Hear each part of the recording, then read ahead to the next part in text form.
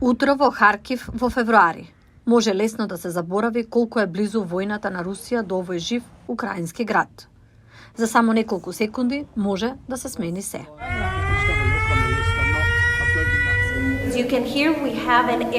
Како што можете да слушнете, моментално имаме предупредување за напад додека снимаме интервју. И ова е реалноста со која се соочуваат сите луѓе овде. Со постојана закана од Русија, кога патував за Украина во февруари, се подготвив. Спакував заштитна опрема, вклучувајќи панцир и шлем. Но не можев да се подготвам за емоциите додека одев по улиците на Изјум. Град кој русите го окупираа 160 дена на почетокот од инвазијата во 2022 година. Градоначалникот Валери Марченко ми кажа дека по заминувањето на русите, украинските граѓани пронашле масовна гробница. Таму има повеќе од 470 тела. Луѓе се убиени од бомбардирање, гранатирање, дури и тортура. Жителите на градот многу страдаа. Пример за тоа е 103 годишната Олга Хмарна. Од незината скромна куќа, Олга се сеќава на експлозијата што го потресе незиниот дом, пошто привремено била глува и имала заматен вид. Таа останала позитивна и насмејана и покрај стравувањата дека русите би можеле да се вратат.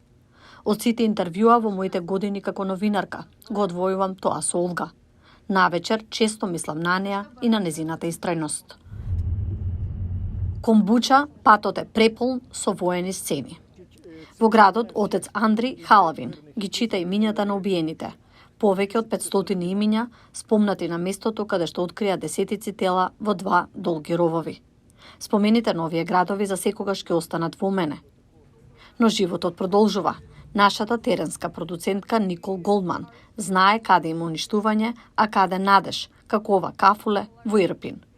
Голдман вели дека градот се враќа во живот, но сеќавањето на тоа што се случи создава непријатности.